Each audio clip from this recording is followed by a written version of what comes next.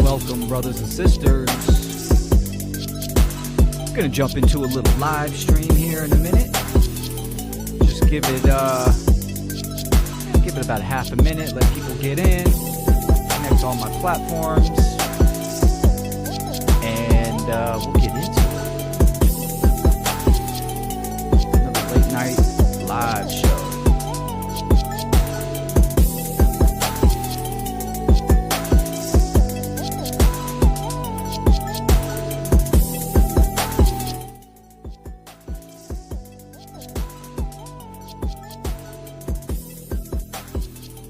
Okay. How's it going, everybody? Thanks for tuning in. My name's Will Keller, and this is another evening Improv 2 live show. Kind of playing with some new gear and got some cool concepts and stuff I want to dive into. Someone that's very much into symbolism and allegory. The topic tonight is I'm going to make the correlative connection of the Stranger Things series, primarily the villain Vecna and his mind control, his cult that he created with the 12 young children. In this last season, season 5, there was some really good occult allegories and symbolism and metaphysical concepts. So yeah, a little guilty pleasure, right? My daughter and I like to check out that series, but it just really stood out in this last series, in the last episodes, of how much occult symbolism was in these episodes. So tonight, I'm primarily focused on the tenets of a cult, C-U-L-T. And they hit every single one in this series, and it's just right there in front of your face. And if you know, you know. And if you don't know, you need to know. And then I'm going to make the correlative connection of statism, right? The belief in government and how this is the world's most dangerous and predominant cults in the world. 100%. This is a religion that the majority of people subscribe to. And a good portion of them don't even understand. They're completely ignorant to the fact that this is a religious cult system based on violence, death, coercion, duress, and they are participating in that. And through their participation, unbeknownst to them, they are actually contributing to the main mechanism of human suffering. Not only human, animals, the planet itself, right? Since we are all interconnected in this shared reality, right? What people do matters and has an effect. So this is going to be a fun, interesting, exploratory live show.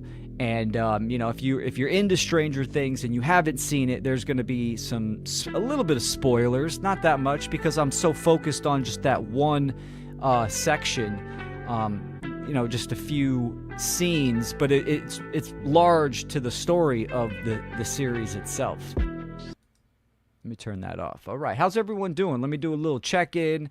It's 9:25 p.m. Pacific time. I'm in Northern California. Let me know where you're at. I kind of like doing these evening live shows because it allows me to get, go live to other parts of the world. So let me know. Everything's coming in clear. What's up, Elliot? Good seeing you, brother. We got some people in the Instagram. All right. Good seeing you. Right on. So yeah, I hope everyone is doing well. Winding down in the fourth quarter of the year, right? Last live show, we talked about, 2025 in the Chinese New Year. It's the year of the snake. So we talked about a lot about symbolism and energetic attributes of 2025. And then I, explored 2026, which is the year of the fire horse, right? The horse itself, but elemental, it is fire. And I was doing some shorts and I failed in that episode to really explain the natural cycle of the year. And of course, the Gregorian calendar, right, has it December 31st, January 1st, that is the new year. And even some people, they make that argument, well, the sun itself is at 0 degrees, and then it starts to make that climb again, and you could look at that as the new cycle. I don't actually subscribe for that. A full cycle is life to life, right? So something like the spring equinox in late March, March 22nd, 21st, that is when new life officially begins. And to me, and I'm pretty strong on that, that would be a full cycle, right? So keep in mind, with that being said, that we still have, almost 2 months, almost 2 months, almost 3 months of that end of the year. See, people get into the mentation and the energy of, it's the new year, the fire horse energy now in January, but we're still in the year of the snake. This is the final stretch where a lot of people, including myself, can really feel the last shedding of the year. And it can be difficult for a lot of people energetically, psychologically, emotionally, physically, right? But if you're not taking in that fourth quarter, the end of the year being December, January, and February, you're going to be off kilter energetically, right? So keep that in mind, that we still got a couple months of the actual natural cycle of the year. And then we get into spring, and then, the element, the warming up of the fire horse takes place. So I just kind of wanted to throw that in there real quick. And then, a quick announcement before we get into the nitty gritty. I'm booked. I am locked in. I got all my flight, got my hotel. Everything's good to go for the People's Reset in Morelia, Mexico. I'm thrilled about this event. Number one, it's solution-orientated. This is the 8th event. I thought it was the 5th. It's the 8th event that Derek Bros from the Conscious Resistance has hosted. It used to be the Greater Reset. Now it's the People's Reset. So the whole MO is about solutions. There's multiple categories. In fact, let's do this. Turn that. Oops. Let's bring this on into stage.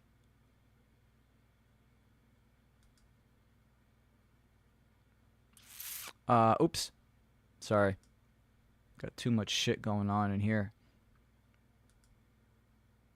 There we go. The People's Reset. So the greaterreset.org. Activation is back. Manifesting our vision for 2030 and beyond. It's a great video. I wanted to, what you can expect, liberate the mind, body, and soul, permaculture and food independence, agorism and parallel networks. That's day 3. That's the day that I will be doing my presentation on natural law, the blueprint for a free society. And then day 4, empowering technology. 5, building free and conscious communities.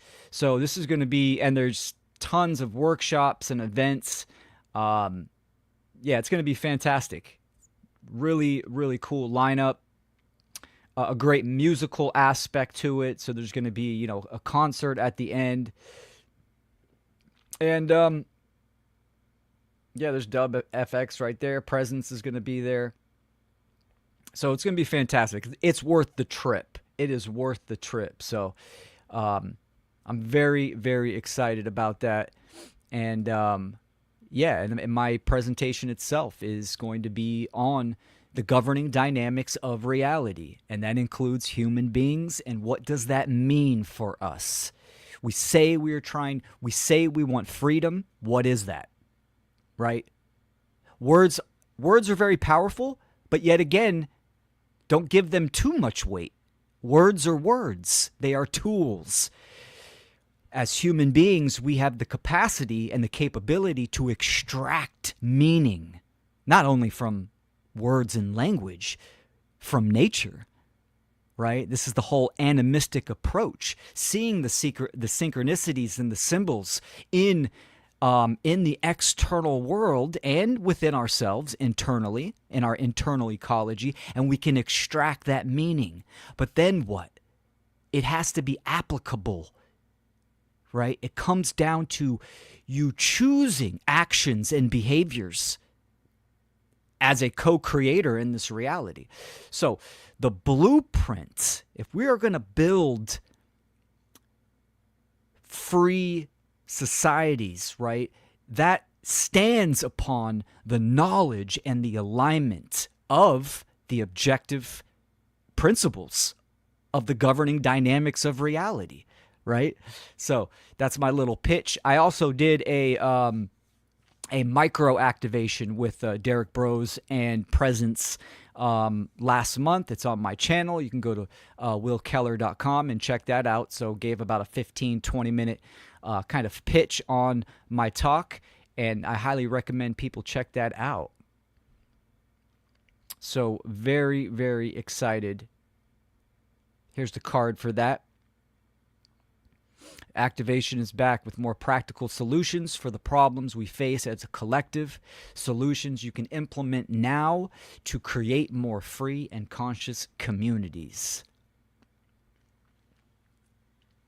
And also, so that's the People's Reset, January 28th to February 1st. And then later on in February, we have the Freedom Under Natural Law Conference, number 5. This is called Ignite Hearts and Minds. And February 21st and 22nd, this is a free 2-day online conference. We have about 18 fantastic educators that are going to give their own presentations. We have all different types of art forms. And yeah, this is the 5th conference. So freedomundernaturallaw.com. Check that out. You can go see the whole presenter list. And we're thrilled, and I'm very honored to be one of the co-founders, co-creators with the other group. And that is going to be very exciting. So, Vecna's cult control versus the freedom playbook. And well, first let me set the stage. I'm curious, has anybody seen the last season of Stranger Things? I'm not really. I don't do too many series. If I'm watching a movie, I love myself a good psychological, allegorical movie, right? I mean, I can't do brain rot. Stranger Things, I thought it was great. There's definitely some issues in there, but the occult symbolism was fantastic, especially in that last season. So have you seen it? Have you seen any of the metaphysical or the symbolism of mind control and the cult tenets? Let me know in the chat if you have, and we will get into this. So first and foremost, let me play you a scene so you can kind of visually see what I'm going to dissect, okay? If you're not familiar, let me see here. Let's put this back up and bring this up. So obviously, 1 minute backstory right on the left, Vecna. This is, and first of all, there's historical aspects of Stranger Things itself, right? It's originally based on the Montauk projects and MK Ultra, so that is very fascinating to go down, and how they incorporate a lot of that historical aspects from there, right? But obviously, this guy Vecna, yeah, he looks all gnarly. Physically, his body is all mangled, but he is part of a government black ops project that enhanced his telekinesis and his psychic abilities. Right? There's more to that, but without doing a whole rabbit hole and spoilers on that.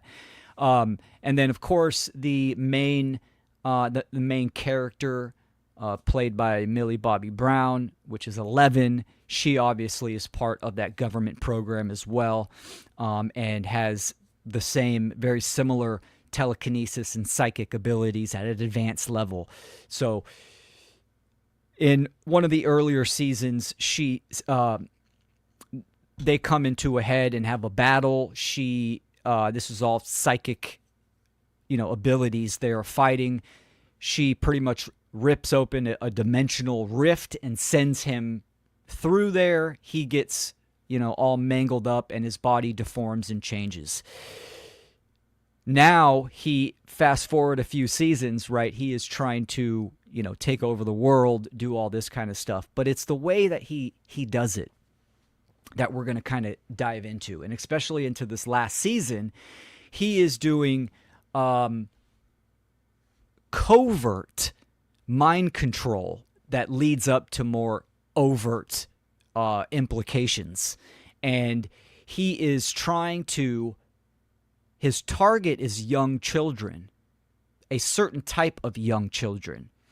Quote, he says, because they are weak and they are programmable and controllable, right? That's the very foundation of what the nature of a human being is, right? It's not strictly good or strictly evil. The nature of a human being is that we are programmable, meaning that we have the capacity to be shaped and molded into a little c creator, right? Using our mind, heart, hands, and to influence reality and, create and manifest, right? So he's targeting these young children, a certain type of young children that we'll get into, and he is trying to mind control them, to use them as vessels to create change in reality. Okay? So, that's kind of like the backstory. Now, let me play this clip, and then we'll get into the main tenets of a cult. C-U-L-T. Okay? Appreciate y'all tuning in. So let me pull the volume. Should be good. Let's bring this to the stage. Oh, I'm sorry. Wrong one.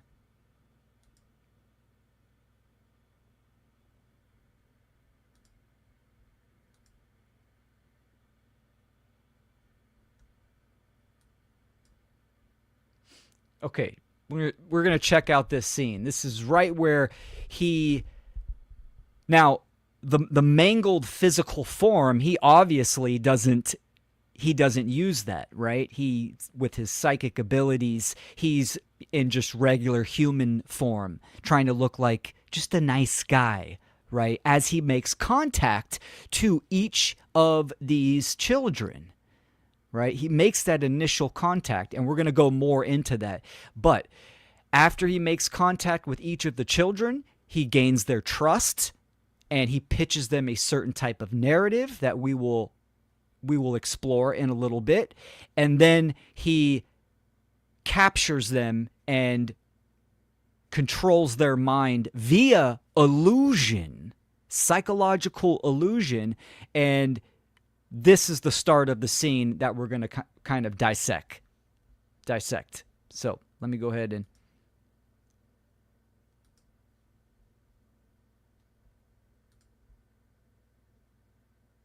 To be here might be foggy, confused. The monsters, they tried to take you, but I saved you just in time. This place, my home, is now your home too, your sanctuary. As long as you do not venture out into the woods where the monsters live, you will be safe here. Now I know many of you are wondering when the rest of your friends and family will join us here. The difficult truth is there is more at stake than just the lives of your loved ones. I don't wish to frighten you, but I believe you are brave enough to know the truth. An evil darkness is spreading across not just Hawkins, but the whole world, and soon it will be too late to stop it. You can think of this darkness like the Black Thing in your book. Just as the Black Thing threatened Meg's family, so does the darkness threaten yours, but I believe I have found a way to defeat this darkness. How? I have traveled far and long beyond our dimension. In my travels, I discovered another world. A world far from Earth. This world is much like ours, only good, free of monsters and darkness. It is the light, which brings me to the true reason why you have been chosen. You are not like other children. Like Meg, you're special. You have dormant powers in here. And I believe if we work together, we can awaken those powers, channel our energy, and draw this new world to ours. And as the light reaches the darkness, the light will expel the darkness. Your loved ones will be saved, and you will be heroes.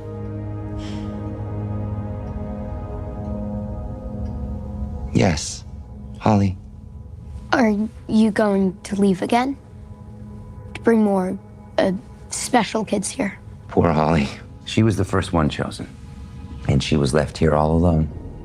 But don't worry, I won't be leaving you. Any of you ever again.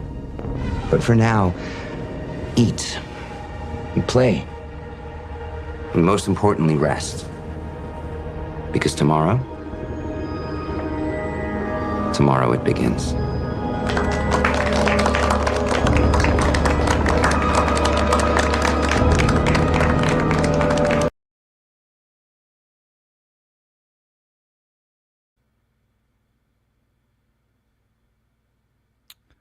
Tomorrow it begins.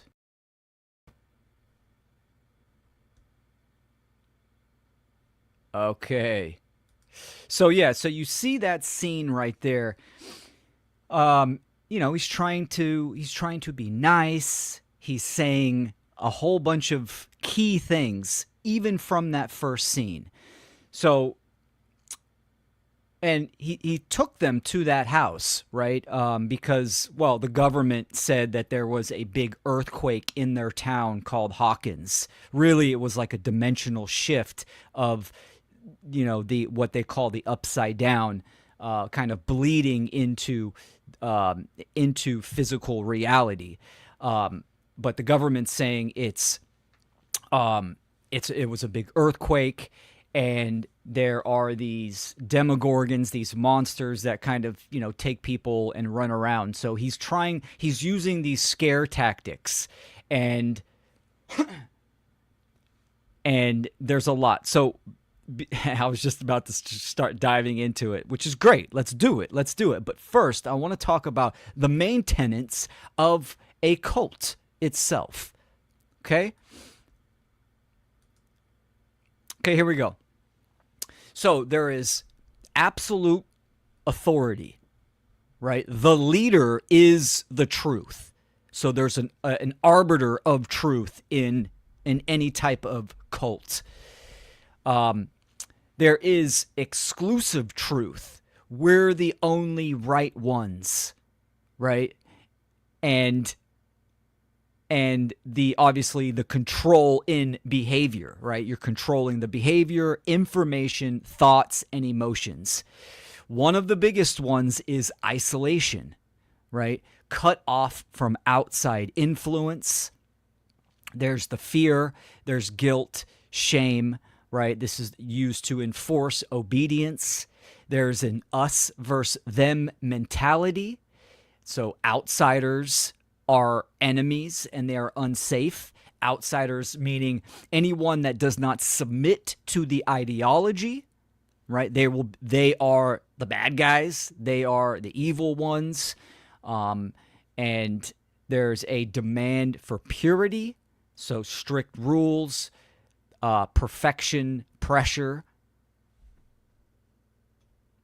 There's secrecy as well, right? There's hidden teachings and hidden abuse, exploitation, money, labor, sex, status, time, and then punishment for anyone that wants to exit, right? So there's threats, shunning, retaliation, etc. These are the main tenets of what a cult is. You could take these and reflect on modern society today. And there's a lot of things. For instance, the pandemic is a great time period to observe in our recent history to see the cult tenets in action, right?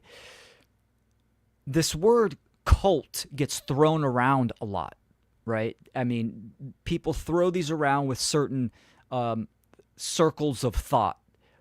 One of the key things of a cult is that there is a violation of rights, meaning if you do not submit to the ideology, you will be violated. You will be attacked in some form or fashion. And that is a huge hallmark of what a cult is versus just, circles of thoughts and ideologies. So keep that in mind. It's very aggressive, and there is that violation of rights. So with these main tenets of a cult, let's look at that clip and expand upon it, right? Let me pull my notes up. So yes, he has 12 kids. Let me add that. There's 12 kids, and 12 is a symbolic number as well, right? You could look at it with the zodiac. 12 implies a full circle in itself, right? So it's a full system, and that is key into his objective of trying to create really this overarching pathway of individuals, of these, micro vessels to create a larger vessel, right? They're pretty much nodes, getting them all synced up and to amplify his objective, his powers, right? He's trying to merge these dimensions. Ultimately, that's his goal. And so in that conversation that he had, right, you could see that he starts off with, "I saved you," right? And keep in mind, I didn't show it in the clip, that he reached out to each one of these kids separately, not as a group, but individually, and planted the seeds. And those seeds were, it's a scary time in your town. There are bad things happening. And he pretty much is getting the kids to agree. And then he starts planting the seeds of, I am your savior. I can save you, right? Your parents are in danger, etc. And so he starts using these, these tactics of laying the groundwork as the savior, and as there is a path of salvation that he is kind of laying out, and he's getting these kids psychologically on board. Now, probably the first tactic that he uses is obviously target selection. right? So he picks the kids that are the most vulnerable to loneliness, rejection, shame, guilt, or some type of unresolved trauma, right? For instance, one of these kids is like a bully, and his nickname is Badass Derek or something like that. But he's like a bully, obviously has some type of trauma that he's expressing towards other kids at his school, etc., to his peers. Then there's the quiet, reserved, introvert kid. Then there's the other kid that has, parental issues, etc. So the target selection is really important. He's looking for weak minds. There's already a fracture in the psychology or in the emotional stability of these children. And that works because it's an access point. So if you already have suffering at some level, right, then you will you're more likely to accept a meaningful pathway, quote unquote, meaningful pathway, like an upgrade or a path to non-suffering, right? So that's how he engages each of these children, as in, yes, it's dark, it's scary right now. You are suffering, you're in a bad place, I can help you. Right, that's how he introduces himself. And he also uses, obviously, the covert mind control with his powers. He gives these kids, or he uses against these kids, he violates their free will, but using deception in the form of visions, right? So he shows visions to these kids of the Demogorgons, which are these creatures that are from this other dimension that he utilizes as his minions. And he shows visions to these kids to scare them, to put them in a fearful state of mind as well. Right, so not all of the population is seeing these Demogorgons. Right, the main characters have battled them throughout the seasons. The government has the facade of, it was just a big earthquake, when really there's the truth of, a dimensional rift is happening. And yeah, there are these monsters there, but he's using visions and altered states with these kids, supernatural phenomena and distractions that bypass logic. Now, these kids are, they're like 10, 12, 13 years old. So extremely impressionable. Extremely. This is the time period where you are discovering your individuation, right? You're already out of the formative years. Now you are in the self-discovery phase. So extremely impressionable. So he uses these visions to scare them, right? This is the truth of what is really going on.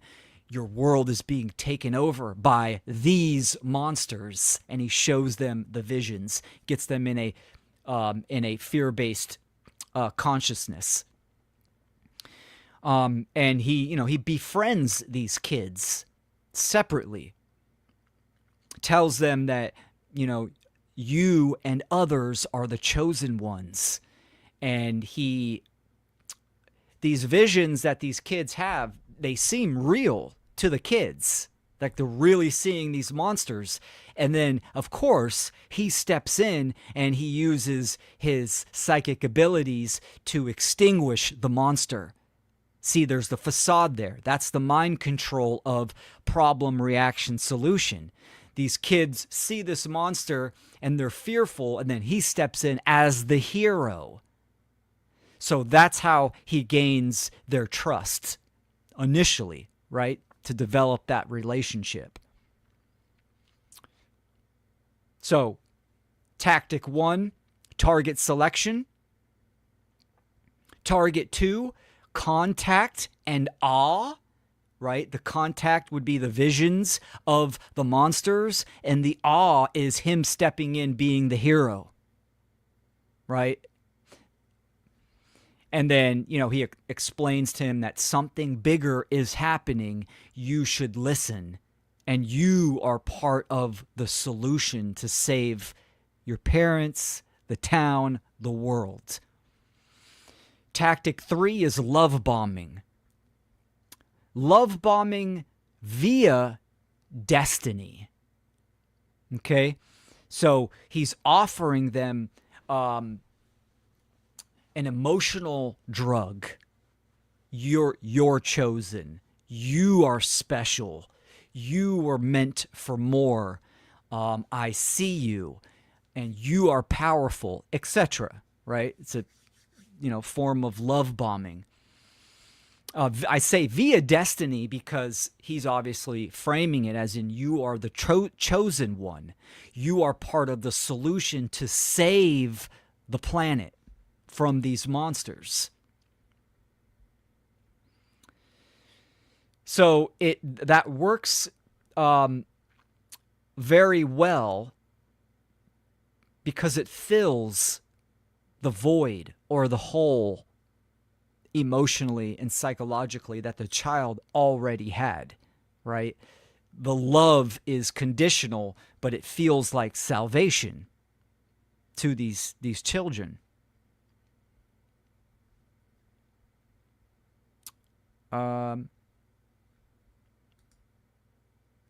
There we go. Oops, man. Okay. Now, tactic 4 that he uses is he reframes their pain as a gift. So he doesn't heal the wound that they have. He mythologizes it, is what he's doing. Your suffering proves you're different. Your pain is power. They hurt you because they fear you. Right? And he's talking, he's using code as well. Like the monsters are targeting you because you are special, you are powerful, and also in the same time, the stuff, the negative aspects that you have been through in life is because you have powers, you are special, etc. So it's converting shame, right, into pride without actually resolving anything. Just it's creating loyalty to him, right? This is all about building trust. And once I'm going to run through these, right? And then I'm going to compare it to government as well. So it's going to get real spicy with these tactics. It's like, once you dive through this psychological framework, it's really important. Same thing as symbols.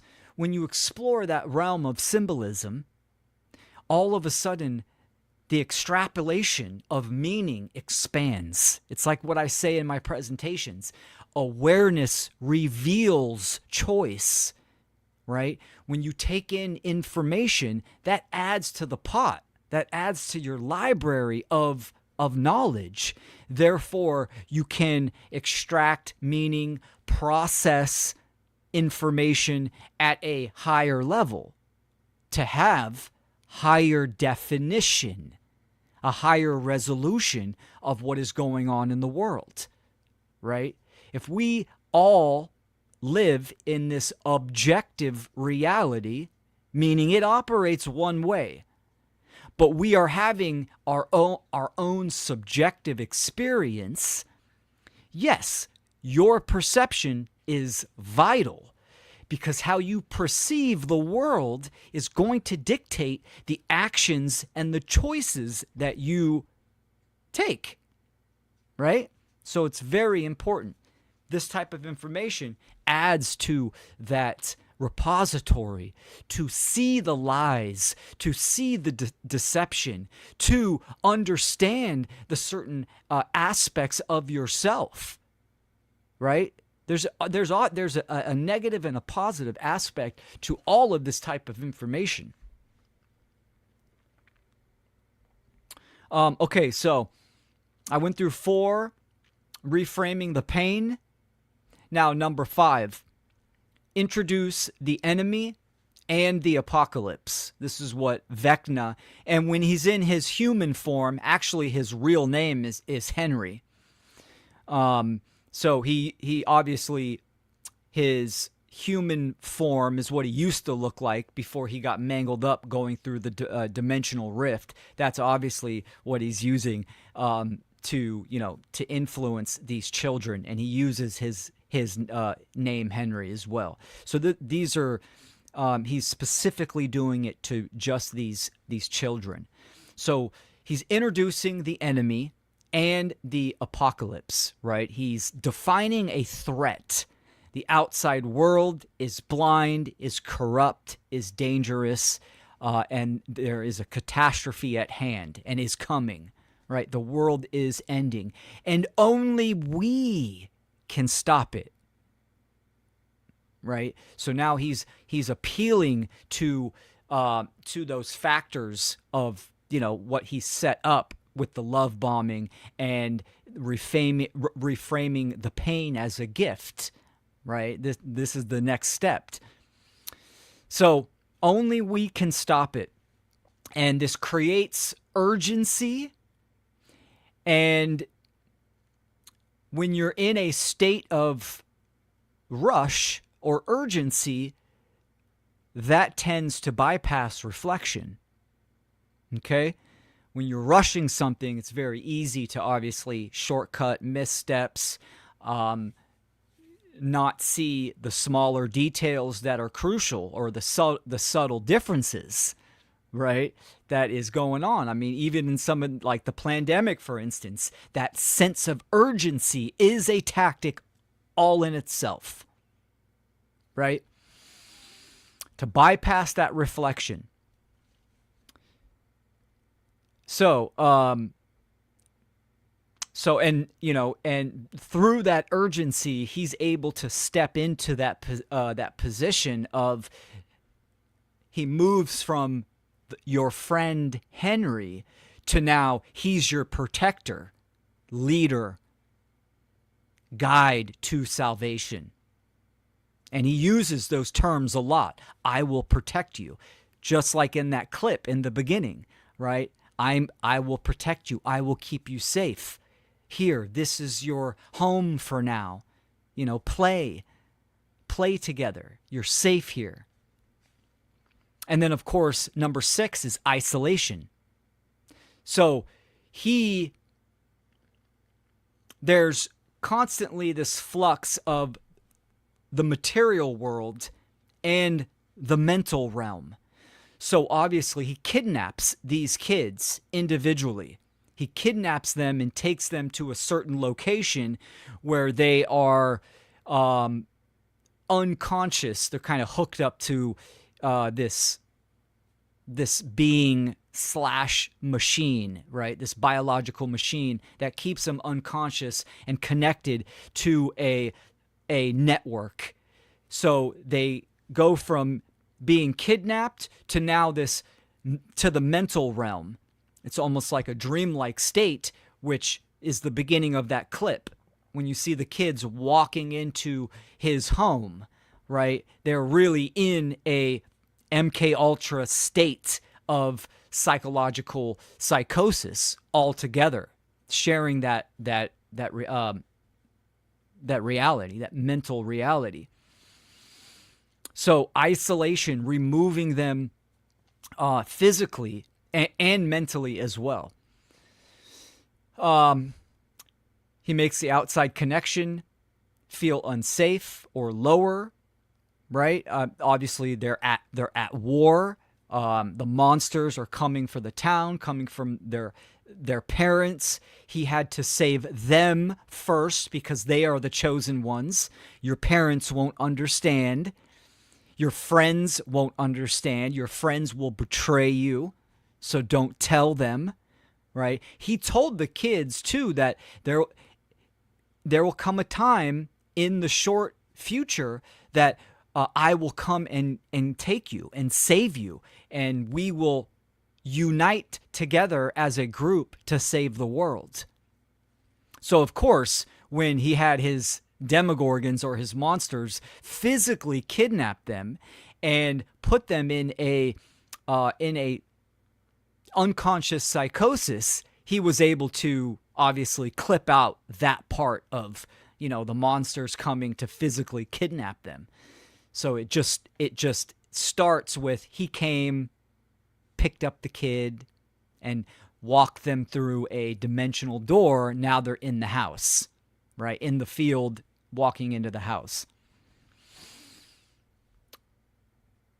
So cults don't always need walls. They just need you to self-separate. The symbolic reference of physicality and the mental realm is really important, right?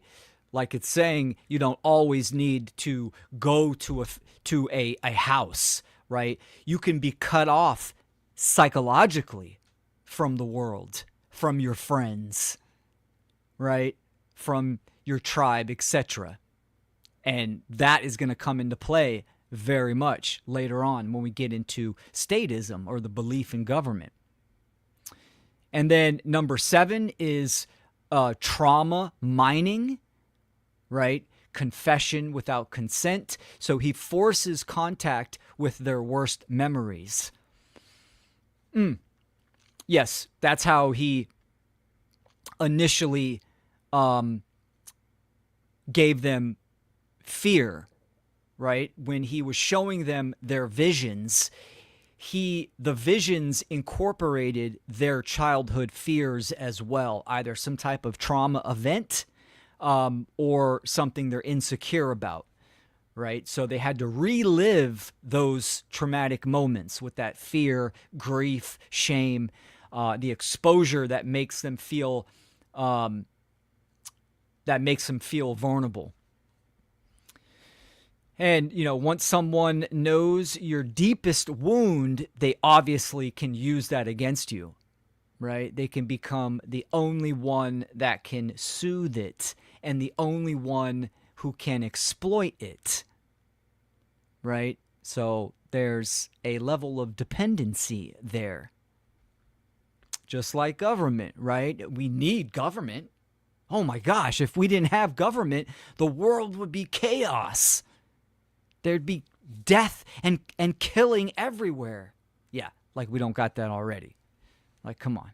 Anyways, so there's an exploitation of fear and trauma there that Vecna uses.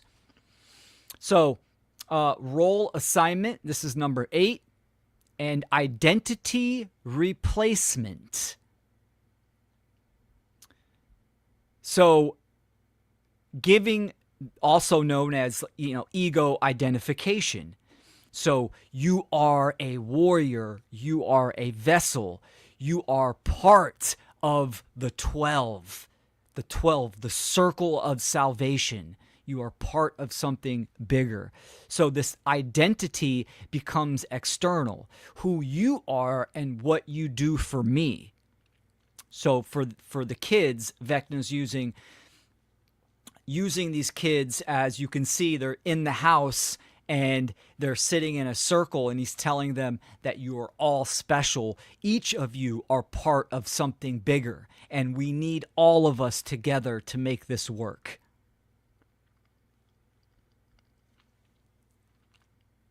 He creates, number 9 is tests of loyalty. He creates small prove it moments, right? And he does this in a very subtle fashion, right? And it starts with, he even says, right? When he has the initial contact, it's something relatable, right? Like one of the girls, Holly, he goes, she's in the library reading A Wrinkle Through Time, right? Great book, great allegory. And he steps out into the library and he goes, I love that book. And she goes, yeah, me too. And he goes, can you keep a secret? And she lights up like, yes, right? A little bit of like novelty. So he uses these small little tests, and then, he also gives commands to see if they obey those. And they're very subtle, right? But it's very powerful when it's compounded. So, and then he frames it for the mission, these little objectives to do. This is for the mission, etc. So little compromises stack up into a psychological trap. I've already done so much, so I must be right. Gets these kids already trusting, believing in the goal, gets them to do little tasks, and makes them feel like they've invested into this mission.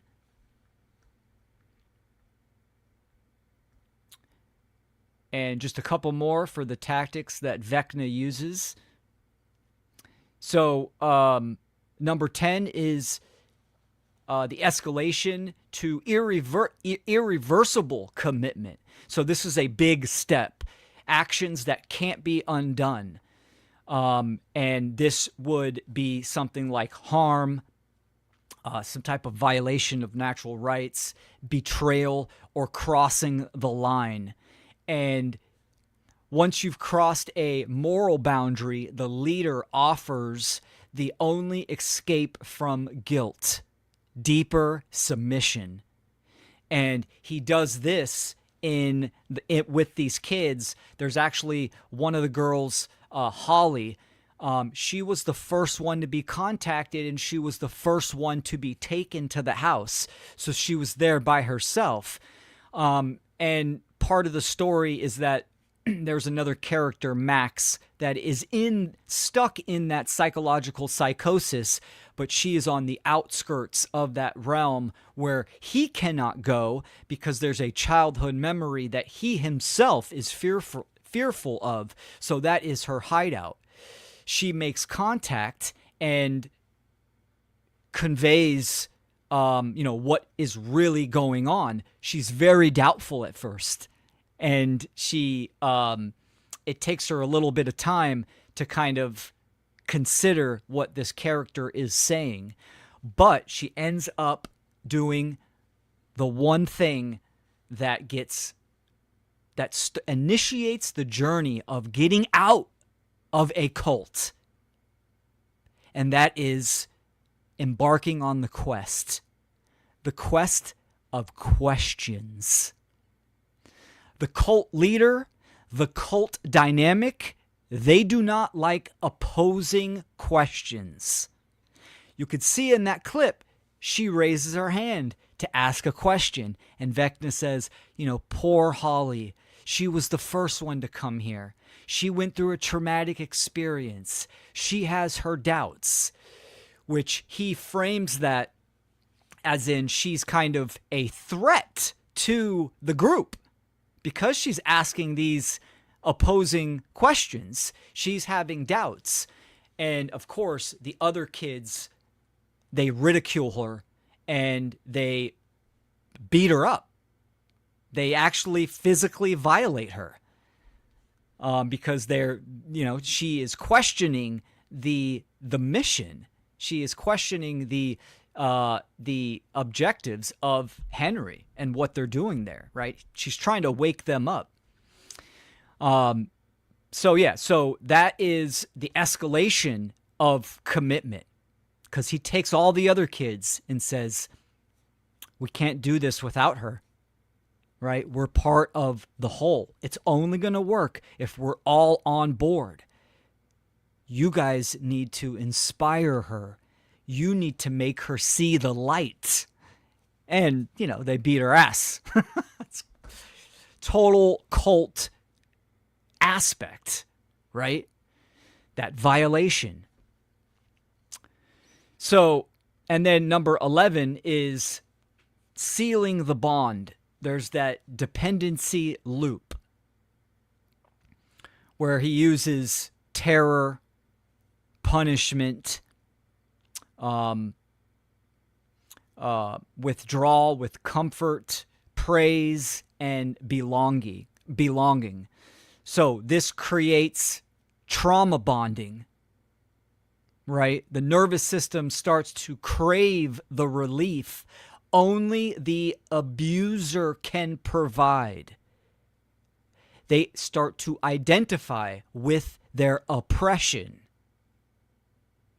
And the abuser also becomes the reliever of their suffering. So there's a dark trauma bonding there. So he uses that with these kids.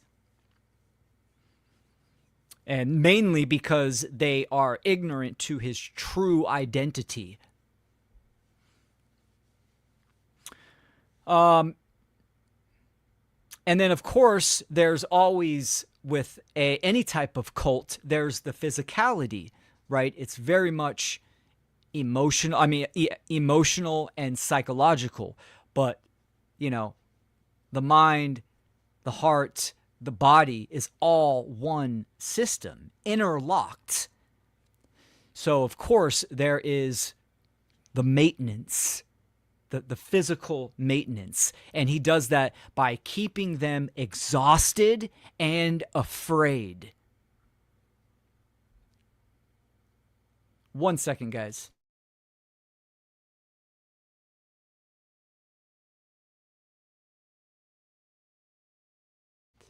All right. So yes, he keeps them exhausted, and I'm calling that maintenance. So confused, hypervigilant, emotionally dependent. Convince them if they leave, they will die. Their parents, their friends, everyone will die. Okay? And this is extremely useful for Vecna because, people don't choose cults like they would choose a hobby, right? There is mind control there. There is ignorance of oneself.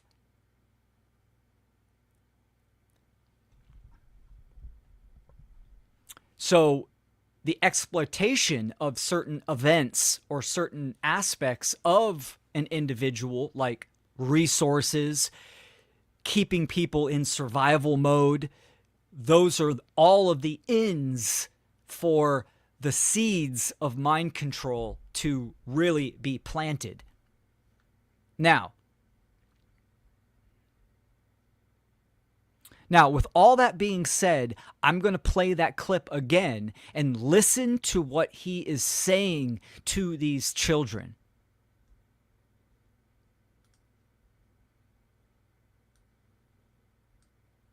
And then I'll show you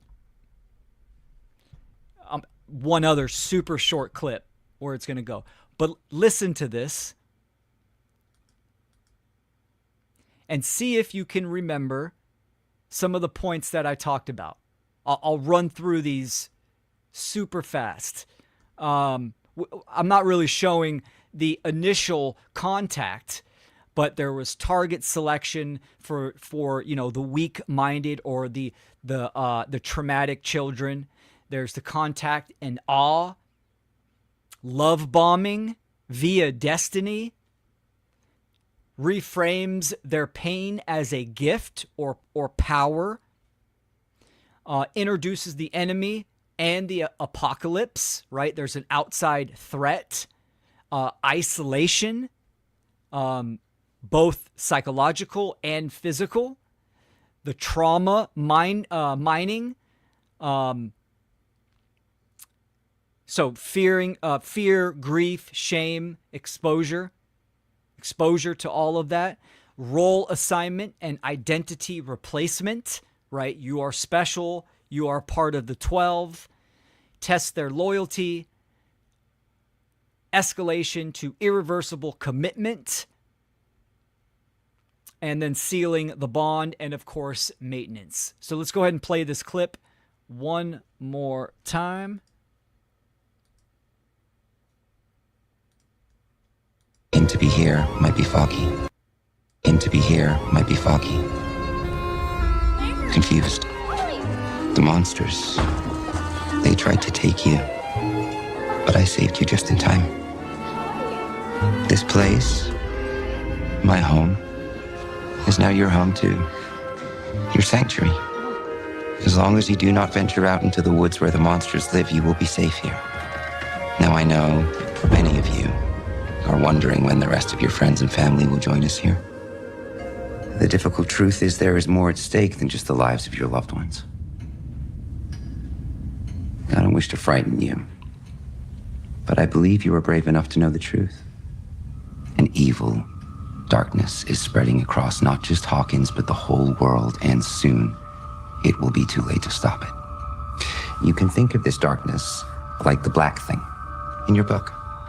Just as the black thing threatened Meg's family, so does the darkness threaten yours, but I believe I have found a way to defeat this darkness. How? I have traveled far and long beyond our dimension. In my travels, I discovered another world. A world far from Earth. This world is much like ours, only good. Free of monsters and darkness. It is the light. Which brings me to the true reason why you have been chosen. You are not like other children. Like Meg, you are special. You have dormant powers in here. And I believe if we work together, we can awaken those powers, channel our energy, and draw this new world to ours. And as the light reaches the darkness, the light will expel the darkness. Your loved ones will be saved, and you will be heroes.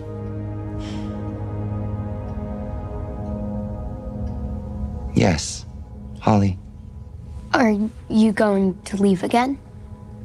To bring more, special kids here? Poor Holly. She was the first one chosen, and she was left here all alone. But don't worry, I won't be leaving you. Any of you ever again. But for now, eat and play. And most importantly, rest. Because tomorrow it begins.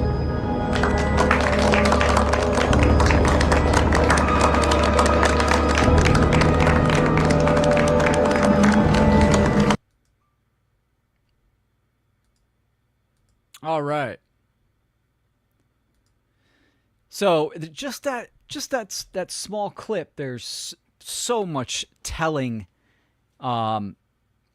information. You could see those components, and again, there's a few episodes of him doing all this, and it's really great to kind of see that and the allegory right here. And most people, the majority of people probably don't even notice that. And fucking all the streams got hit with copyrights because I'm playing the clip. Facebook's down, Instagram's down. I think I'm still live on YouTube. Yeah, we still got some people in here, so we're gonna rock with it. Shocker. Anyways, now let me see. And this is what when he gets him to that extreme point. And then after this, we're going to get into statism. Here's a short clip of after Holly takes her beating, and it's almost like the last test that he's getting the kids to. And there's already been kind of signs that something's a little fishy, but then again, he's pressing them on their loyalty, and they all are still going with it. And this is what the point that he's getting them to.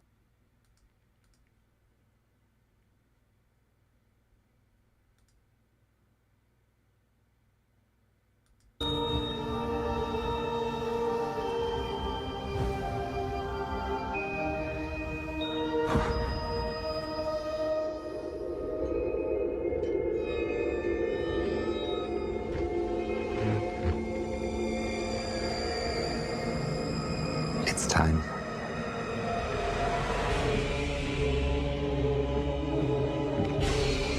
seance. You see her, she's bloody because she got beat up.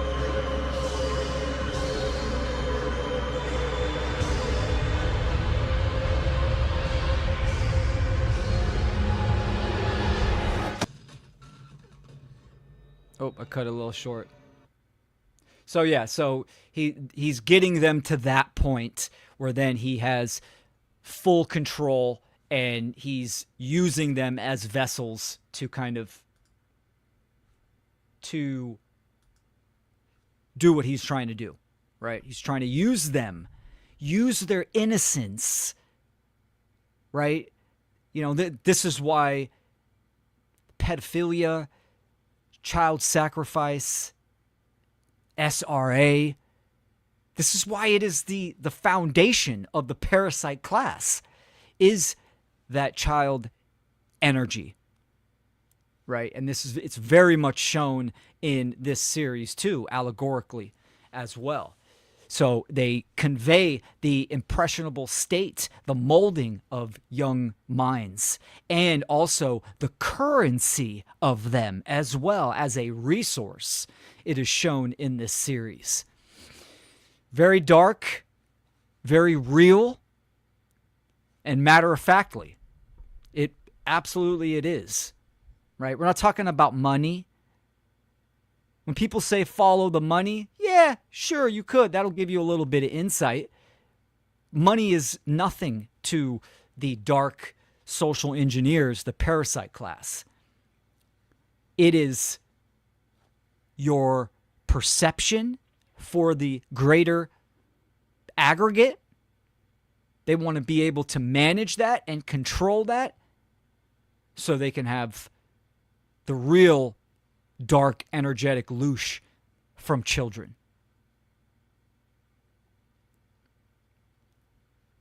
It's deplorable. So, is it still going? Instagram? Looks like it. All right. So let's run through. How's everyone doing? Let me check the comments. What's up, Mick? In Sydney, right on. Anti-involution, what's up? From NZ, New Zealand. Yep, that's right. Looks like they decided that you were too spicy.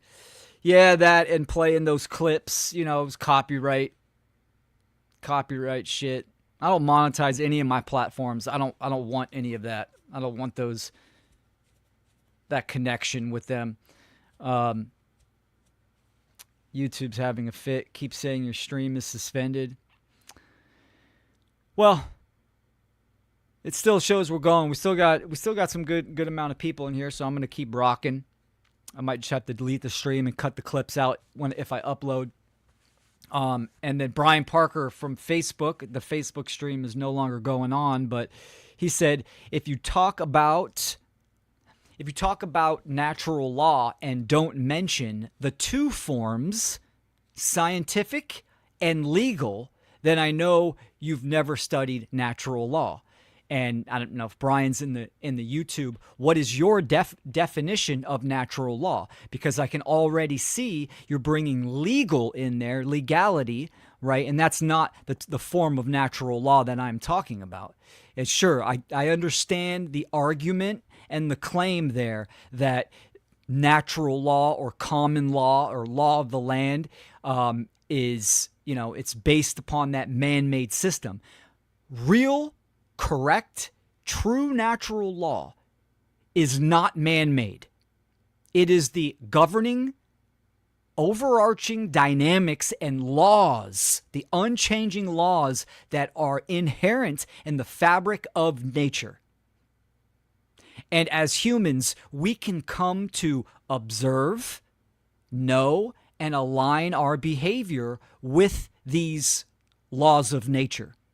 And sure, scientific, I mean, even the scientific communities, they call it constants, constant laws, right? Meaning they're unchangeable.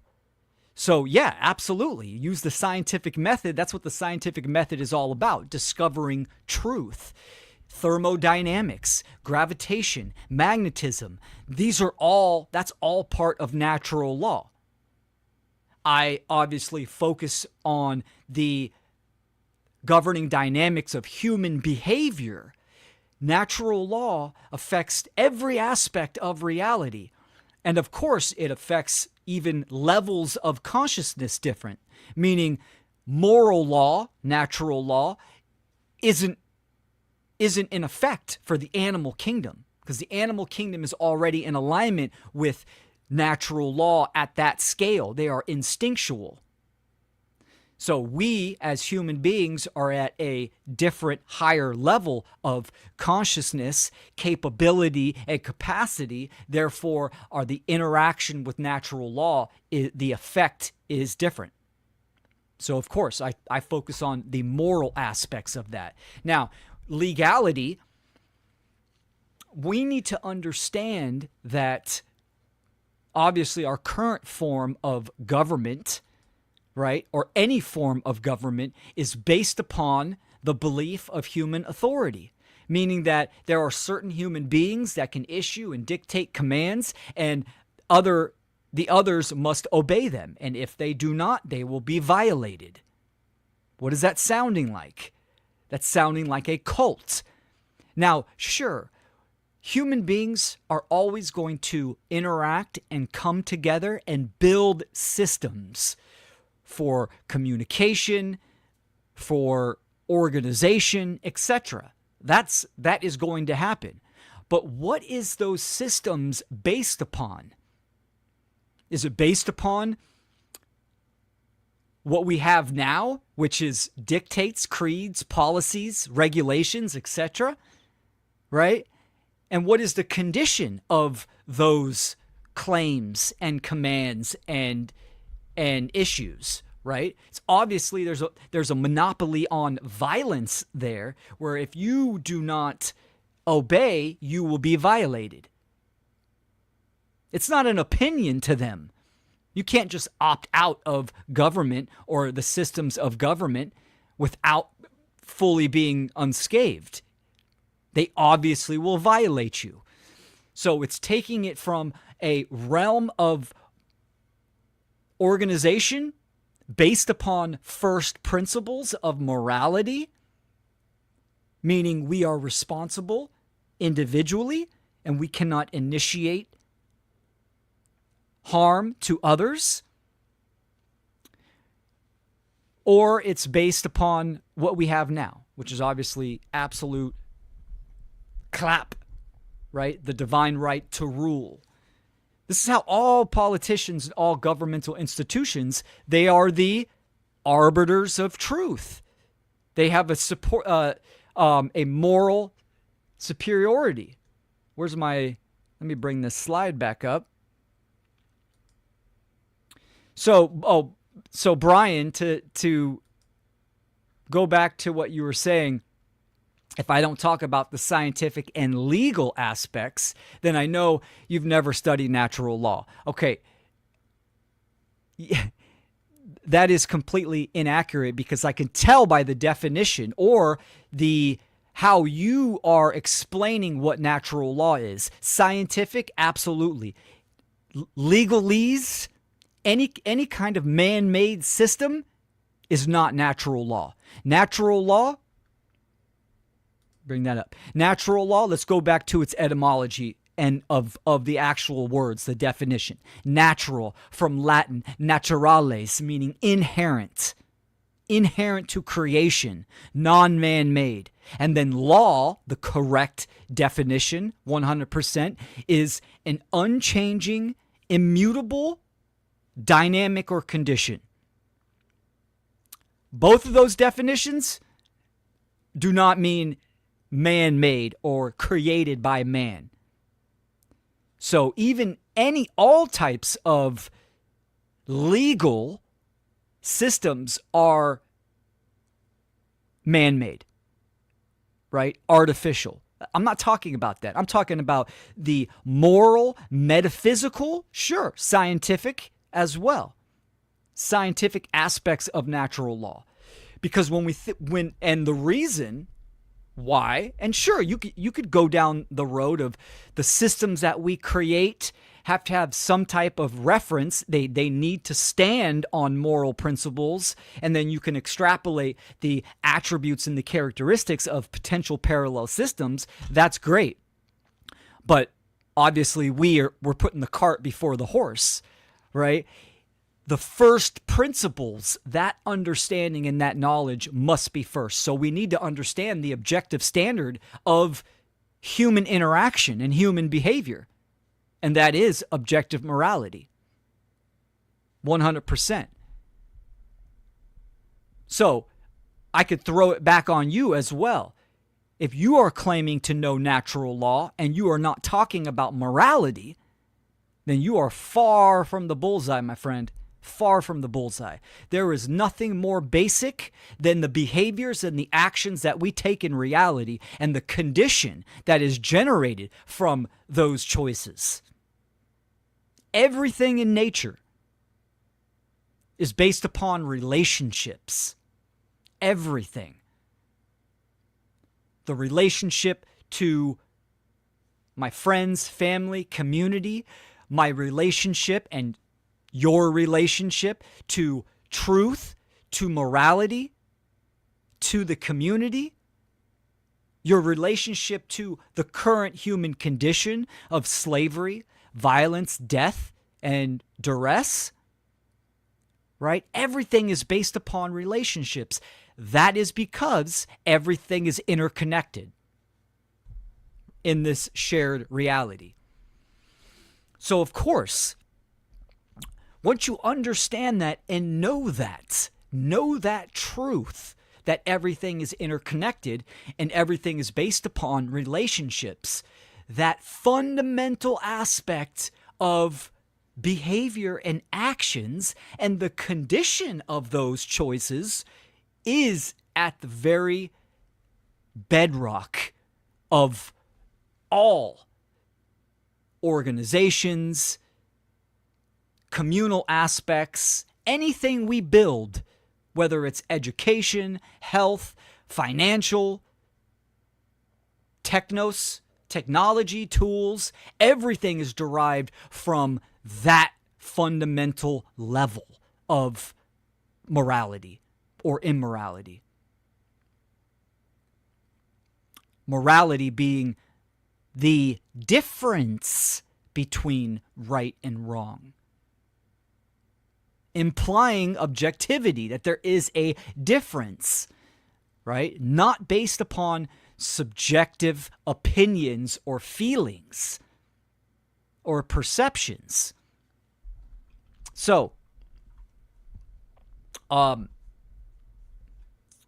yeah, there are many aspects and categories of natural law.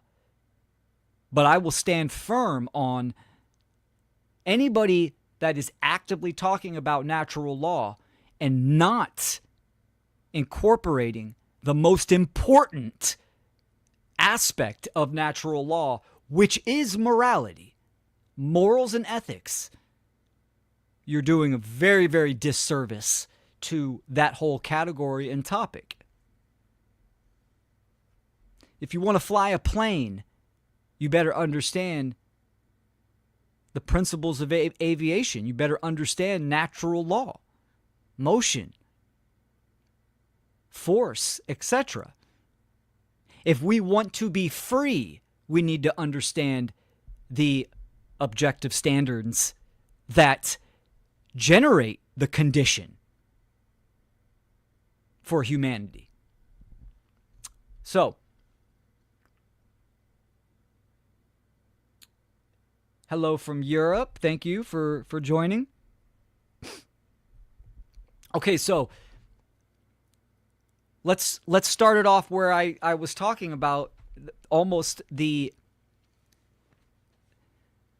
main attribute of government, right? And it's right there at the top of the list. Absolute authority. Very similar to the divine right to rule.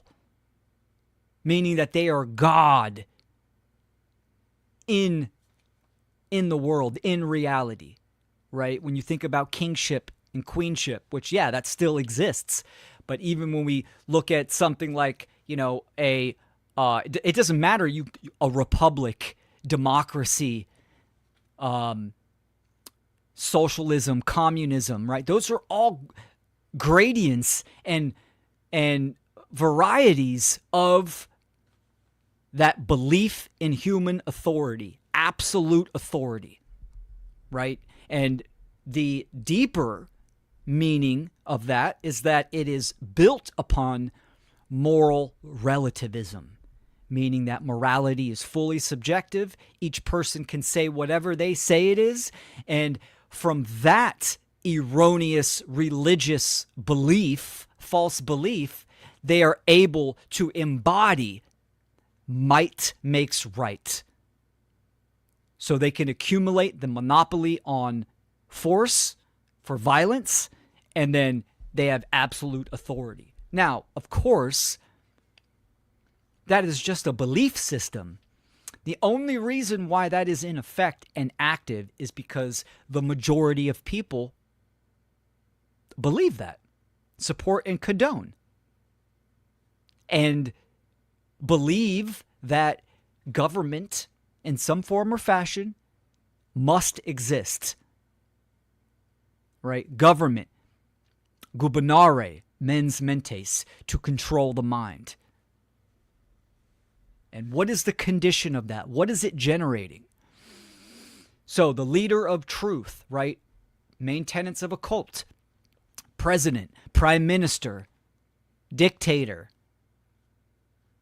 You could bring it out of the realm of government into even scientific communities, peer-reviewed studies, CDC, World Health Organization. You could bring it into the religious, the religare realm of a pope, a priest, etc.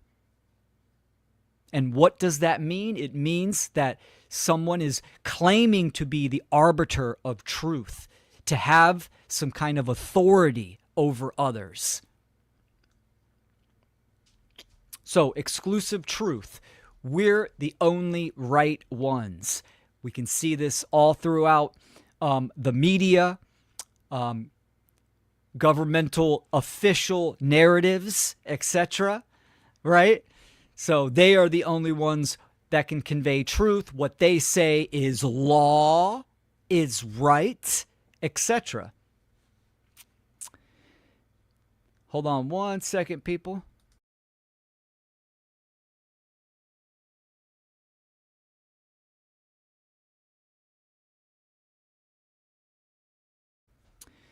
Now, moving on to control, third one down, right? You have behavior, information, thoughts, and emotions.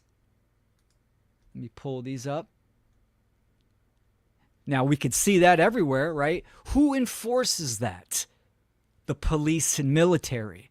They enforce control over physical behavior. The mainstream media outlets and the experts control information. Public schooling, education, and universities control thoughts. And then, of course, emotions is heavily derived from popular culture as well, right? These are all the tentacles of the cult, all working in tandem, all the pieces, right? The 12 units of the completed circle of mind control and slavery and the occult. So, moving on, isolation. This expresses and manifests in the form of regions, patriotism, right? Us versus them, which is the next one as well.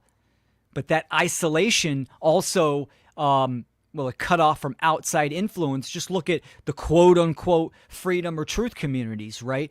Or conspiracy circles. So much of a push, which was created by the CIA, not to mention, right? The term, what coined the word conspiracy in the 60s, right? That was done by the CIA to isolate people that did what? Asked questions. Isolate them into the weirdos, the psychos, etc. Right? And many people that are, truth seekers have, been shunned or isolated from friends and family, etc. from the cult or by the cult. So that's the isolation. And then obviously fear, guilt, and shame that is used to enforce obedience. The fear of defense, national defense. This country or these people are going to attack us or kill us. We're constantly in the threat of war. That's been going on for generations and generations, the threat of war. The threat of an external enemy. Currently, right now in the U.S., right, it's the threat of immigration. It's the threat of to Western culture. It's the threat to American values. It's the threat of drugs from cartels, right? All of these are used for fear. If you're not American enough, if you're not conservative enough, there's the guilt and the shame. If you're not tolerant or inclusive enough, you're guilted and shamed, etc. Right? So again, we see this common theme of attack for submission. And obviously, yes, the us versus them and the demand for purity. This is a big one. We see this in all types of circles as well. I see this specifically in the conspiracy or the alternative circles as well. Right? People get hooked on these rabbit holes and they just keep going down deeper and deeper. I'm more of a conspiracy theorist than you, etc. So it's that demand of purity. And obviously on all sides of the political arena, are you for this ideology? How much of a purist are you towards this type of religion? Whether it be Christianity or your support, for Israel or the Jews or Muslims, etc. We see purity even in the occult mystery traditions as well. I see a lot of purists when it comes to like Hermeticism. Keep the occult occulted. Humans aren't ready for certain empowering principles. It needs to have a level of secrecy just for the chosen few, which is the next one. Hidden teachings. And again, these are used all across the board. Political, scientific, academia, etc. with the secrecy. So the exploitation, money, labor, sex, status, time. That is getting a lot into rooted into the pop culture as well, right? These have all been governmental operations, agendas to sexualize the society, to dumb down children, to distract parents, to internalize an external threat from ABC, XYZ, etc. Exploit resources as well.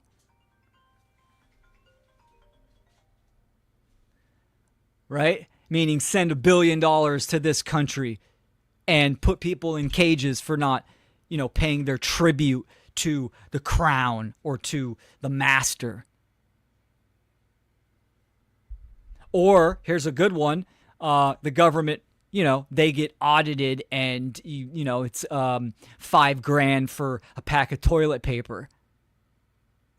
Right? So they just write off this extravagant amount of money for certain resources. Right? I mean, we even see this in the crypto space as well, right? With the digital ID and the push towards the digital occultocracy, right? For humanism as well. Talks about, the U.S. trying to eradicate their debt using XRP or etc. It's all exploiting nature, the human spirit, people's ignorance, etc., just to embody the cult itself. And then punishment. Punishment for questioning, for, attempting to defend yourself, to try to exit certain systems. There's a, shunning, ridicule, retaliation, etc. And that is all throughout every category of society as well. So that's an overview of the government and its tentacles with the main tenets of a cult as well. Right? Not only is a cult a ideology that demands allegiance and demands submission, it will violate and attack those that do not submit. Right? That is the definition of a cult. 100%, that is statism. Government. This is also rooted in the philosophical and metaphysical, the spiritual domain as a religion itself. I am using religion as religare, right? From the Latin, its etymology meaning to bind back, to thwart from forward progress. Yes, there is another positive aspect of religion, which is religio, which means to unite together. So then one must ask themselves, what does that mean itself? Well, the uniting would obviously mean to truth, to nature itself, to natural law. The binding and thwarting from forward progress is obviously the inverse of that. And that's exactly all we have to do is observe the human condition, the institutions, and how society is functioning to see 100% we're living in one big death cult and death religion. That name is government and religion itself in general. All of them. All of the cultural religions, and a religion can be anything that thwarts someone from forward progress, of evolving spiritually, morally, in alignment with first principles, natural rights, etc. If you're hindering that process, free will, absolutely, that is a negative aspect. That is a violation. So society, 100%. We can look at government itself as a religion/cult, right? All the cultural religions are cults as well. They all meet those tenets of a cult. We have the sacred doctrines for government. The Constitution, the statutory doctrines as well. So even the people like Brian from Facebook talking about common law and natural law within a legal system, right? Those are all doctrines that are man-made, right? There is no magic phrase. There is no magic document that you could submit or rehearse in court to get you to exit the system. That doesn't exist. Sure, you could, beat certain cases, you can utilize certain things, but the whole cult and the whole religion is based upon moral relativism. Meaning whatever they say is law. Whatever they say is what is right. That's why it doesn't work for the majority of people, right? Because it is based upon these religious axioms and these cult tenets. That's why when it comes down to it, right, the goons, the order followers, they don't give a fuck. They don't give a fuck if you're a living man in the world, explaining to them or articulating them the violations and, the immorality that they are contributing in. They don't give a fuck. They're still going to drag you out of your vehicle, bust down your door, shoot your dog. They're going to do whatever they want because that's what the cult requires, and that's what the religion embodies: moral relativism.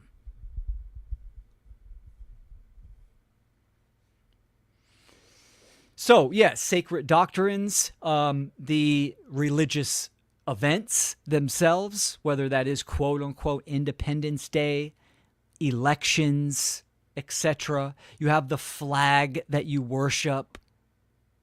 You have the sacred sites, Washington, D.C., etc. Larkin Rose does obviously a fantastic job at, running through this topic. So I highly recommend his work when it comes to like that aspect, the cult of statism. So the rituals, the sacred rituals, etc. These are all aspects of the cult and the religion of government itself. So what would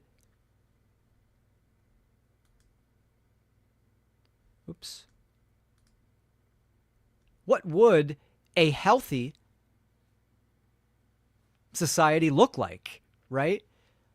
Well, this is exactly what I'm going to be talking about for my presentation at the People's Reset, right? The whole event itself is about creating solutions and on all aspects of relationship. And my presentation is going to be that blueprint. If we are building healthy systems, right? All of those need to have the blueprint that is already laid out in nature for us to discover, come to understand, and align our free will choices with in nature itself. That blueprint is there. And I'm going to dive into that as deep as I can. And it is vital for people to understand those first principles, that 0 point. For one, us to recognize what is going on in the world at its fundamental causal level, causality, the why, right? The quest for questions. Why is something happening? Not about all the other events that keep coming off the conveyor belt. Those are all effects of a deeper meaning of the actual root of the problem itself. And that absolutely comes down to the knowledge and the choice of the governing dynamics of reality, morality. And I'll be doing that in Morelia. And again, for the People's Reset, that's going to be streamed live. So anybody that can't make it in person, you can watch that live. I'll have it posted to my website, willkeller.com. And let me see, I know we lost a lot of platforms, but anybody got anything they want to, any questions or want to drop any kind of comments? It's been an hour and 40. I really wanted to kind of just go through the cult tenets and the correlation with what was shown allegorically in the series Stranger Things, and how that also aligns very much to statism and government, which in fact, I do have a presentation coming up. I was going to try to do it before the People's Reset, but I'm going to wait afterwards, and it's going to be about that category in detail, and it's going to be great. It's called Silent Chains. So let's see what we got.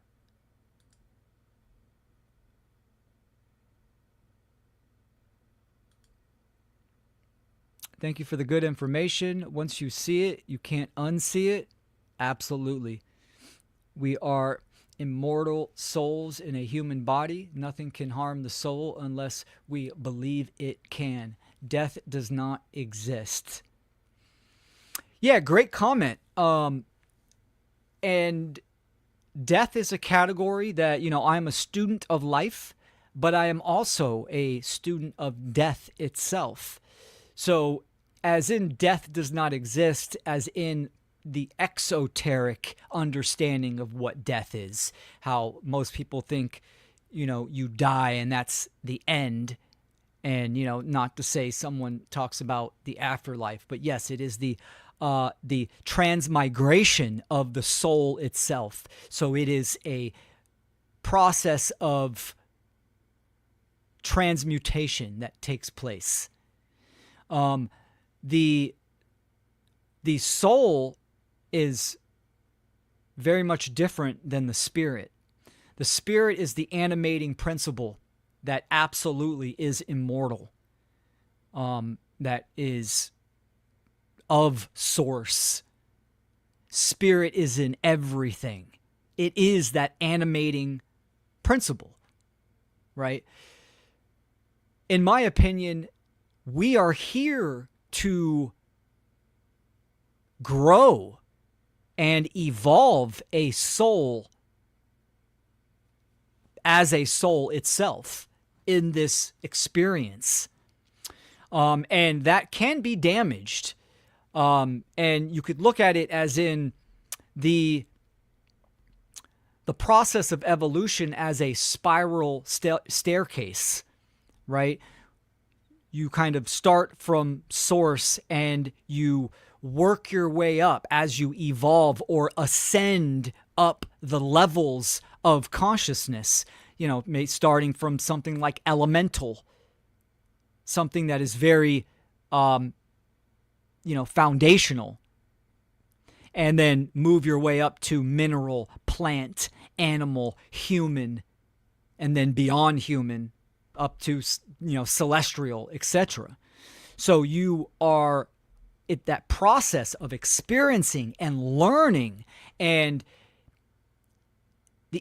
and activating those levels is, a greater objective. But yes, you could damage the soul, and instead of ascending, you can descend 100%. And I think that the descending can get to a point where it is purified from source energy itself. This is getting deep into esoteric teachings, which I definitely love to explore.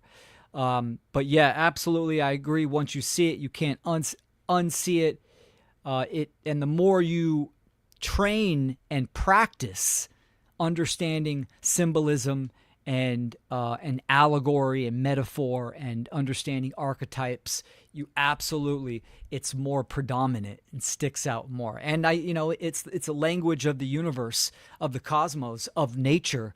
And I think that's something people absolutely need to take into consideration. So thank you for the comment.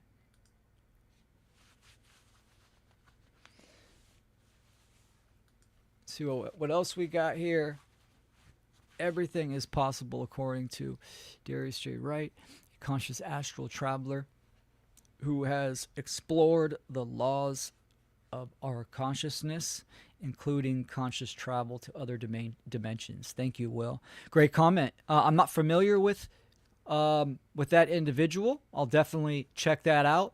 But as someone, earlier on in my journey of higher awareness, I actually stumbled upon Bob Monroe and got into his 3-book series.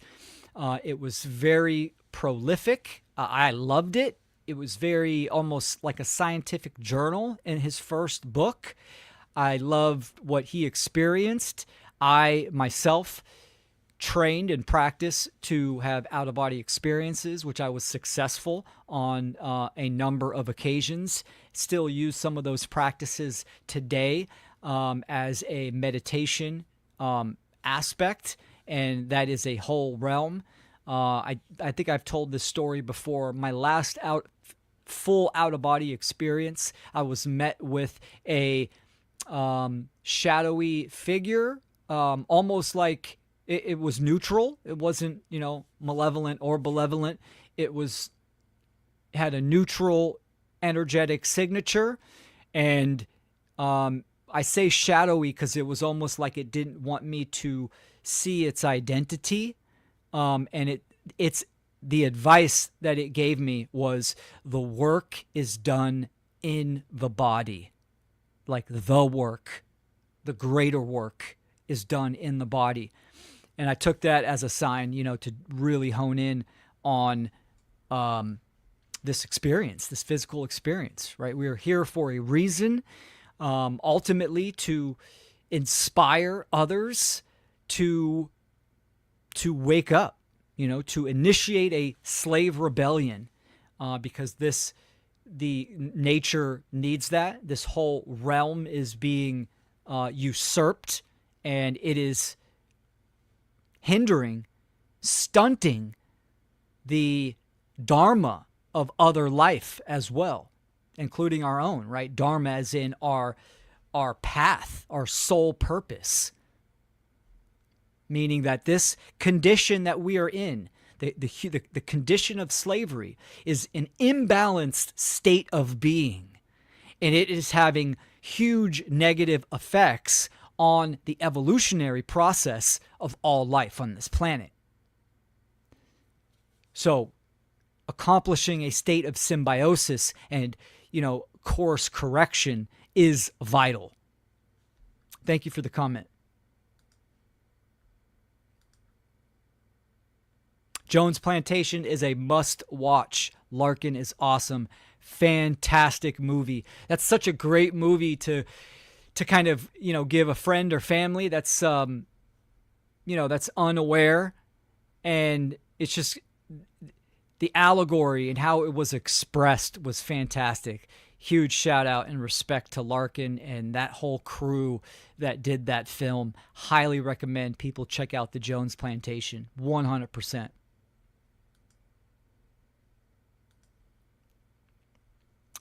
I thought that the military, as depicted in the show, was like another opposing government trying to overpower Vecna and Jane 11 for the same ends, but in a slightly different representation. Great point, man. Like I said in the very beginning of this episode, there's so much allegorical topics to dive into with the series, primarily the last season, season 5.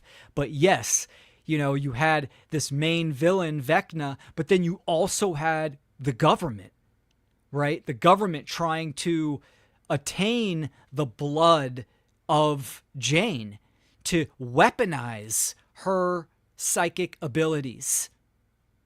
Right? So yes, there was so much to that, and that's a great point. 100%. All right, folks. I think that's going to be it for me. That was a great little live stream. I'll have to get that edited and take out those clips and get that posted up due to the copyright. I will post this up on Odyssey as well. People can go to willkeller.com. You can get to all of my platforms, video platforms. I post them onto my website as well. And message me for any type of questions. I'm definitely responsive on that aspect. And I appreciate you all.